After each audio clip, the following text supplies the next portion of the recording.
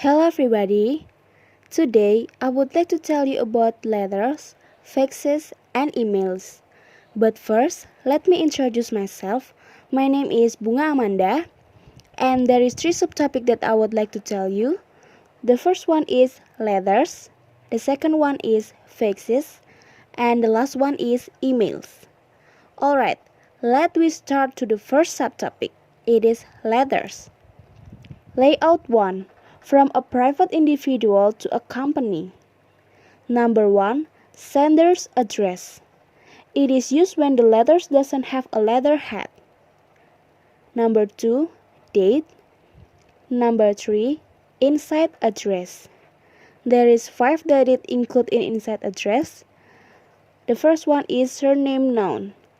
Write the name of the person you are writing to as the first line of the address.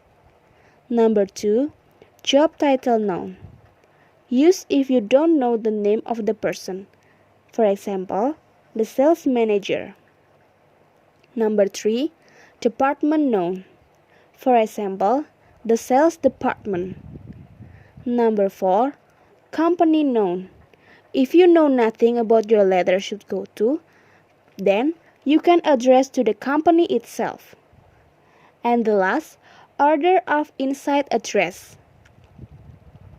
There is name of house or building, number and name of the street, name of town and postcode, and name of the country. Number 4 from layout 1, there is attention line. It's an alternative to showing the recipient name or job title. Number 5, salutation. When you know the name of the person you are writing to, but don't know them well, the salutation takes from dear, followed by a courtesy title and the person's surname. Initial or first names are not used with courtesy titles, but if you know well the person, it can be addressed using just their first name. Number 6. Body of the letter. Number 7 from layout 1, complimentary clause. For title Mr. Miss, with status married or unmarried, the complimentary clause is yours sincerely. For title Mrs., with status married female, the complimentary clause is yours sincerely. For title Miss and the status is unmarried female, the complimentary clause is yours sincerely. For title Sir and Madam, for status name not noun, the complimentary clause is yours faithfully. For title Sir or Madam, when unsure whether you are addressing male or female, the complimentary clause is yours faithfully. For title medical, academic, military, doctor, professor, and general, this title do not change whether the addressing a male or female, and the complementary clause is yours sincerely. And the last from layout 1, it is signature. Always type your name and, if relevant, your job title below your handwritten signature. Next, layout 2, companies reply to the letter from the prospective customer. Letterhead. The printed letterhead of a company gives a great deal of the information about it. Number 1. Type of company. The abbreviation LTD after a company's name indicates that it has limited liability. It indicates to people giving the company credit that in bankruptcy, they can only be paid back from what the company owns, and not from the personal fund of its shareholders. The abbreviation PLC, Public Limited Company, is used to show that a company's shares can be bought and sold by the public, unlike the shares of private limited liability companies. And last, the abbreviation EAND and company It indicates that a company is a partnership between two or more people. Number 2, Board of Directors. The name of the chairman who runs the concern may be given as well as the names of the directors who decide the overall policy of the company. Next, address. The letterhead may also the address of the office, telephone and fax number. If relevant, there is email and website. Then register number. It is usually appear in a small print, sometimes with the country or city in which the company is registered. Next, references. References are often quoted to indicate what the letter refers to, your references, and the correspondent to refer when replying.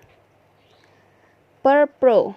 The abbreviation per pro sometimes appears in signature blocks and is used by administrator or personal assistant when signing letters on behalf of their managers.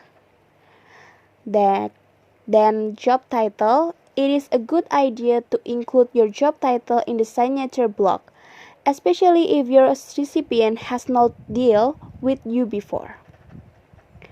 Next, enclosure.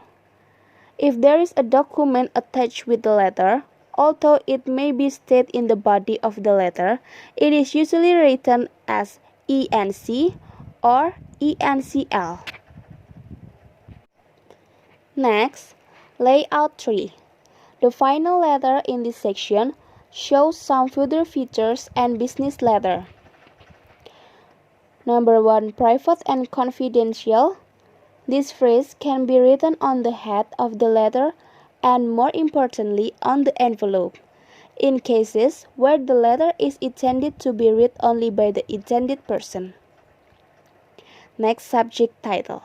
A subject title at the beginning of the letter, immediately after the salutation, provides further reference, keeps the introduction of the subject in the first paragraph, immediately draws attention to the topic of the letter, and allows the author to refer to it as a whole.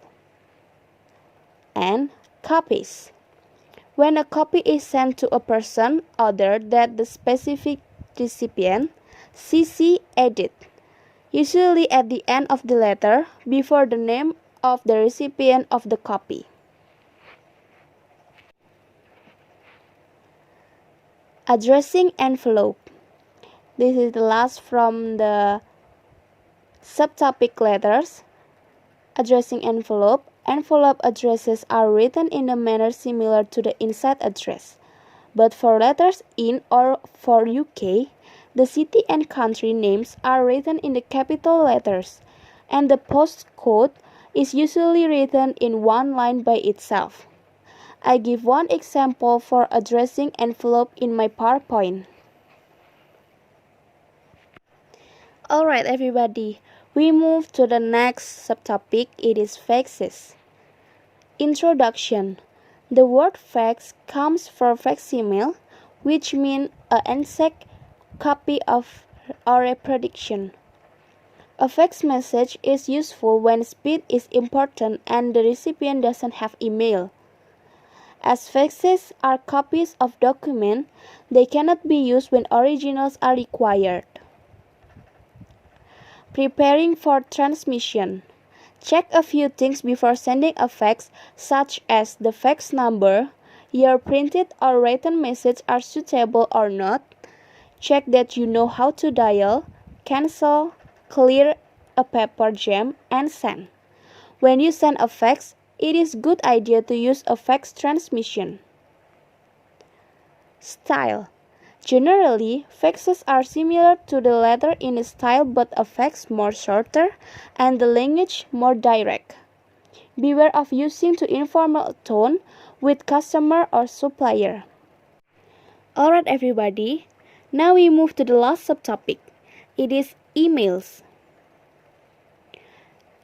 Email, as we know as electronic mail, is a means of sending message between computers so you can write, send, receive and read message. Advantage.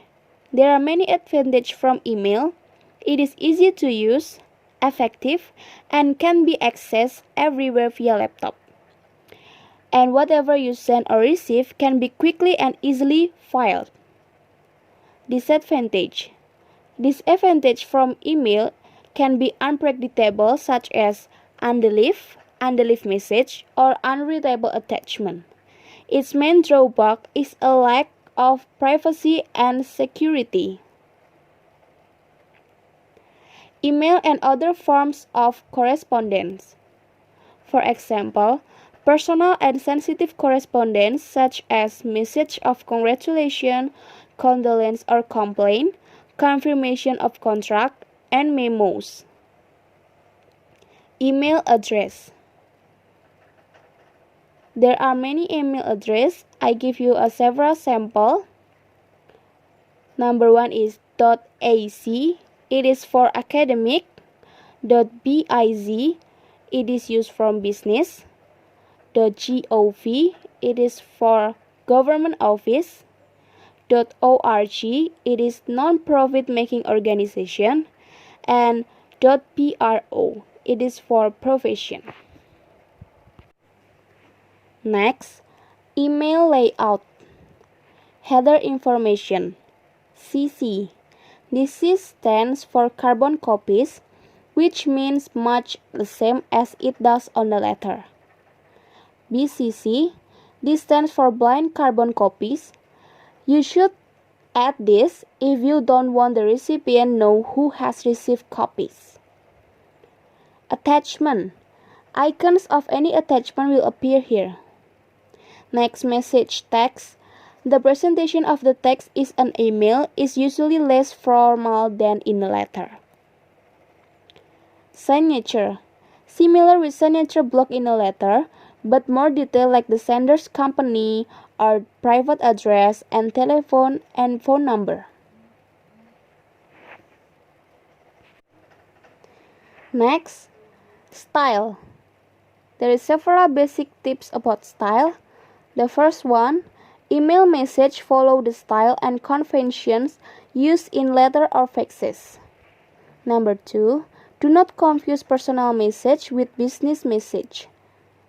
Number 3, use correct grammar, spelling, capitalization, and punctuation as you would in any other form of correspondence. Number 4, do not write words in the capital letters in an email message. Number 5, keep your email message short and to the point. Number 6, in general, limit yourself to one topic per message. Number 7, check your email message for mistake before you send it.